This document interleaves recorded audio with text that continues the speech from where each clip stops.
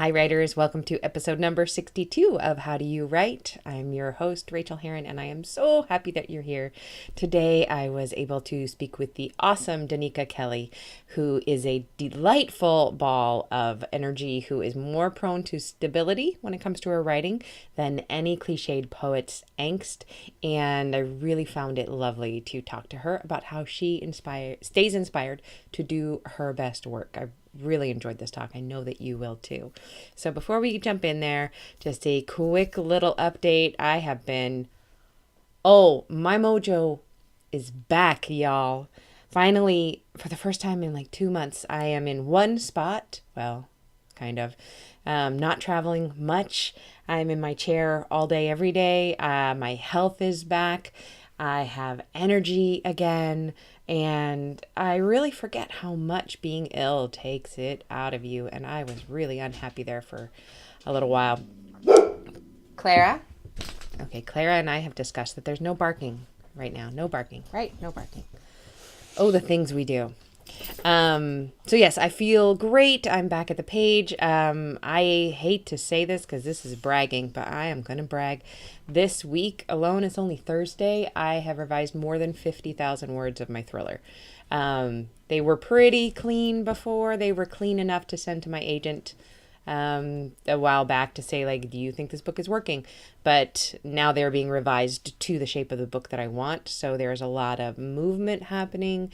But I'm just like, it's like writing down a slide. I know that that's not going to be the case for the next 40,000 words, which are very, very rough. But I've been enjoying this kind of clean downhill slide. Plus, I've been teaching my memoir class at Stanford as well as the novel class at Berkeley. The memoir class is super intense and it's a 3-hour a night class, and I love it so much. There are some moments in time where I feel like maybe this was, along with writing, this was what I was meant to do, is teach memoir. There is nothing that excites me more. It excites me more than teaching fiction because people's real lives are at stake. And a lot of memoirists are brand new writers. They don't come to it from a fiction angle. They come to it from this is my life. This is my very, very precious, vulnerable life. And I get to work with them on that. So speaking of that, I've also started the book on how to write a memoir, which I've been talking about and had been outlined, but that's actually underway. So I've been kind of double dipping inside the thriller and then jumping into the memoir book. So that is super exciting. This afternoon, I was super sleepy and I took a nap, and now I'm regretting that because I actually do go out of the country in the morning. We're going to Vancouver because my wife has a convention there. So I am using that convention. I'm usually the one going to the conventions. I'm using her convention as a little mini writing retreat. I don't have to do jack while I'm there. I'm going to see 2 friends. And that's it. The rest of the time, I think I will probably stay in the hotel room. I've spent time in Vancouver before. I would love to go see some of the sites, but I've seen them. I can't wait to eat some Vancouver sushi, which is the best. But the rest of the time I'm going to spend in the hotel or in the hotel room working on 2 other projects. I have a Christmas novella that I'd love to plot out and get out before Christmas. In my romance, Darling Bay Darling Bay world, and the other project is a proposal that I'd like my agent to take out on my next women's fiction, Death Doula plus Venice. So that's exciting. So I really, really want to kind of hammer those kind of things out while I'm there and not work on the thriller. Use my mojo here in Oakland to work on the thriller, but be outside of my comfort space and playing with some new things. So I can't wait for this weekend, this working weekend. And a little bit more business in terms of Patreon. I want to thank very, very heartily, with like literally my heart, thank you, Sarah Black, for sponsoring me and Jay and I on my other podcast, which is called The Petal to the Metal. I'm the petal, he's the metal. And Sarah, you chose to sponsor both of us, and that really means a lot. Your sticker's on its way. Kathy Jones, thank you so much. Lily Morris, thanks so much for supporting me. And y'all, Barbara Samuel O'Neill pledged. I'm hoping she just saw it and wants to see the essays and she doesn't listen to the podcast, honest to God, because I'm such a fangirl. When I saw that she had pledged to me, Barbara Samuel O'Neill, who has written books under Barbara Samuel and Barbara O'Neill, all of which I love. They are tremendous. They're full of heart and emotion and real life. And the fact that she pledged to me just broke my mind. I did not think she knew who I was. So, that's exciting.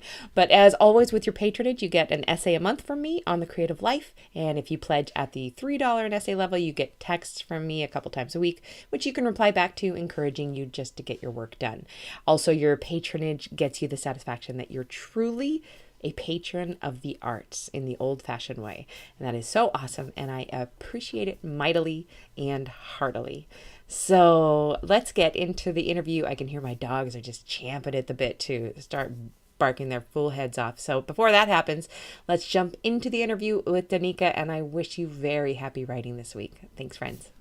All right. Well, I could not be more pleased today to welcome Donika Kelly. Hi, Donika. Hi, Rachel. Thanks so much for being with me today.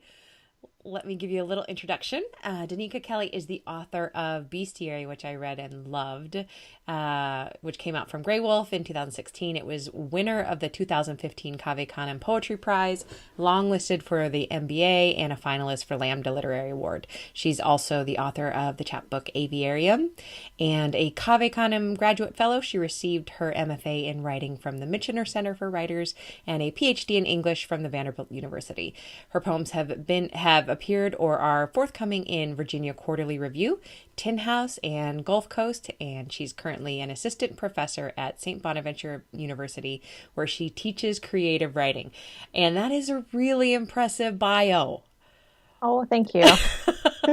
Just making my way. I know, isn't that great? But I love saying all of those things. That's so cool. And I'm just so pleased you talked to me today.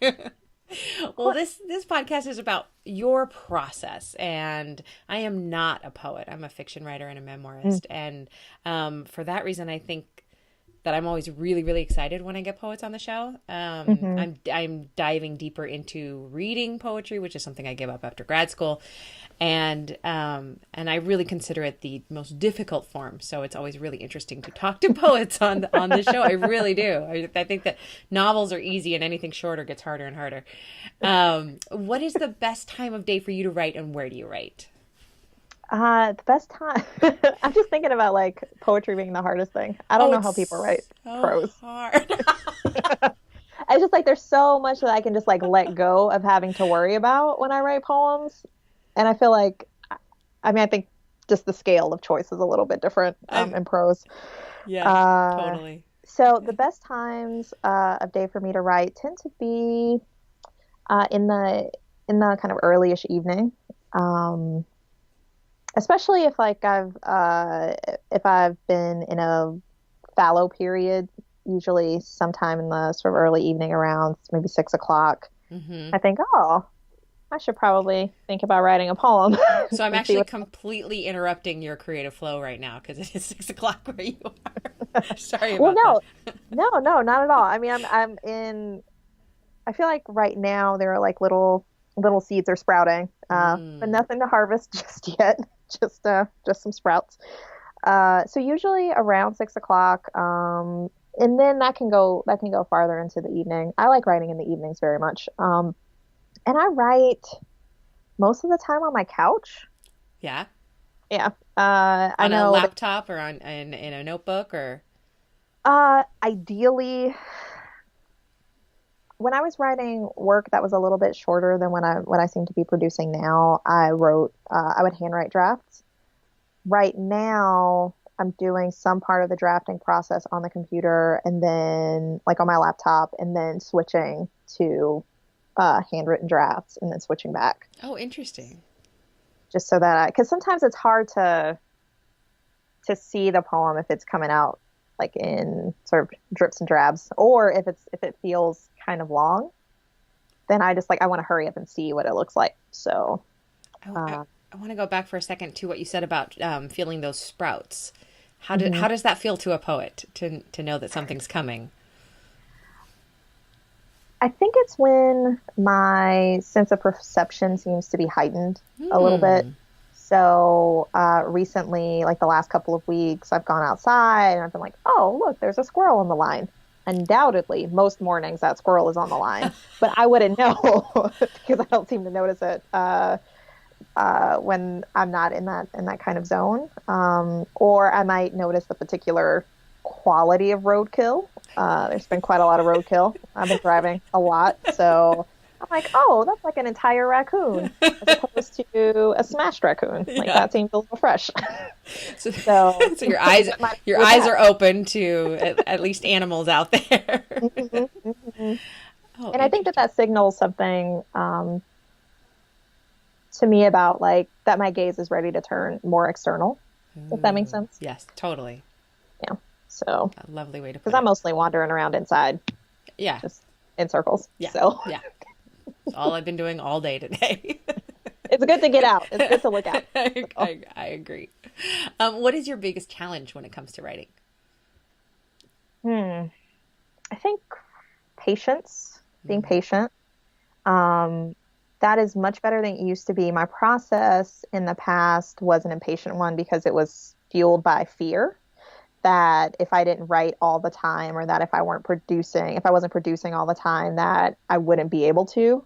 And so at this point, I feel pretty confident that, I work in cycles and that what I need to do is be ready when a new cycle is starting, like when there is a period where I feel like writing, just to make sure that I can create some space for that work to happen, set aside some space for that work to happen, prioritize that, which can get a little tricky with teaching Yeah, sure. and with travel. But I think carving out space and then giving myself the room to try new things and write really messy drafts. That's been new as well, the messy draft. I love a messy draft. That's just my favorite thing. Well, actually, revision is my favorite thing, so I'm happy with the messy draft. Yeah. Well, revision is now my favorite thing. But in the past, I used to want to produce a very clean draft. And after writing a dissertation, which was just a lot of words Yeah. that I didn't know how to wrinkle. I had no idea how to wrinkle that. I got a little bit more comfortable with a messy draft kind of situation. And now Awesome. it's really been I feel like my work has really benefited from being a little bit more expansive and then revising down as makes sense. Yeah. What is your biggest joy in writing? Making stuff. I know, right? That's exactly the right answer for me. I love writing poems. Like it feels really good to make a small piece of art or to make a longer Yeah. piece of art or to think about how these small pieces of art fit together into a body. Yeah. Like it's super exciting. Making I thoughts really that enjoy my work. I love that. So, As you should. As as you we all should. should. Like what As else we are we all doing should. if it's not fun? Right? If Exactly. there's some joy. Like why? Like there are so many other things one can be doing. Yeah. And there's nothing like reading over a couple of really good sentences that you've written and just having that feeling in your gut like, "Oh, yes, I got that right." You know? I like to stand up. I like to put my arms out. I'm just like, there we go. Here I I model am. that for my students too. Like I talk to them about that, about just that moment of just like, I wrote that. That feels very good. Oh. I and I think some of them get it. I think the ones who have a more writerly impulse are like, oh yeah, I have had that feeling. Mm-hmm. And then some of them who are taking the class because they don't know what else to do, are just like, I don't know. And that's okay too. That's all right. Maybe they'll feel it with I'm gonna something. I'm Maybe gonna not writing, but maybe something else. I'm gonna steal that from you because I'd spend a lot of time with my students just saying like, "Well, writing is so hard. Oh my God, how do we do it?" But I need to maybe go into some celebration a little bit more with them. Thank you for that. Yeah. What is the absolute best or worst writing advice you've ever been given? The the most annoying, I'm not even going to answer it. No. I love annoying. The most annoying advice I was given was when I was in my MFA program, there was a poet, a fellow student, who I think, what did he say? He said something like, don't ever use love or beauty in a poem. And I was like, I'm so bored. I fell asleep while you were talking. My eyes just hurt from the roll. It was Yeah. Large Yeah. muscle strain. Mm-hmm. Mm-hmm. Mm-hmm. So that was But Guy in your MFA. yeah, and I feel like sometimes men, white men, straight white men kind of struggle, right? They've been told not to access these things in like a sort of head-on way. I just really like Mm-hmm. to sort of lean into love and beauty, and figure and so I think I understood to some extent what he was saying, because I think a lot of people might use those terms as shorthand Mm-hmm. Sure. without saying like what that love is or what that beauty does, right? Like the sort of strangeness about those things. And so I guess it was influential advice, even though it was annoying, because whenever I write a love poem, or I don't use the word beauty very often, but I use the word love a lot. And I try to think about the particularities of the kind of love that I'm describing. Uh, so maybe it was useful. Useful in a really slanted way. Yeah. Yeah, contrary kind of way. I'm going to hazard a guess that you're probably writing more than he is right now. I mean, it's possible. Yeah. It's We're all on journeys. yeah. We're all on our journeys, Yeah. doing the best we Yeah. can. You're probably writing about love more than he is. I mean, I think that's probably right. Yeah. Can you share a quick craft tip of any sort with us? I was thinking about this. So I enjoy persona. I'm moving away from it a little bit, but I like thinking about uh, when inhabiting a persona, like really thinking about the physical qualities of that persona, as well as the sort of emotional landscapes that go along with that. And so, I mean, I know most people do this when they write a persona, but in my collection there are lots of hybrid animals, lots of Greek hybrids, as it were. Yeah. And when I think about, I really like the satyr poem, love poem Satyr, and in it, it's like the speaker is filing her horns and like trimming her beard, and right. So it's just like thinking about like what that little goat person body looks like, and incorporating that into and putting that into relationship with sort of the sexual randiness that typically accompanies the satyr, I think matters. So lovely. So remembering the physicality as well as the emotion. Awesome. When you have self-doubt or dark days, how do you deal with it? Like self-doubt about the work? Yeah, you're about like yourself as a writer. Am I good? Am I terrible? On those days that you can't really see the forest for the trees, to use a cliche. That's a little bit tricky because it doesn't happen that often. Good. And I don't mean that in the like, oh, I think I'm like great, but I feel like pretty solid, like as a writer. And I feel like my ego is pretty healthy. Like I don't think, oh, I'm the best, but I think, oh, I can make a solid piece of art. That's taken some time. And I think that goes back to the question that you asked earlier about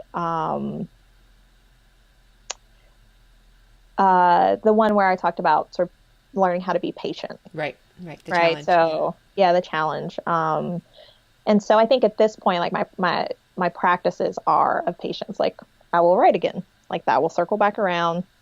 These poems are good. And by good, I mean, I enjoy them. Yeah.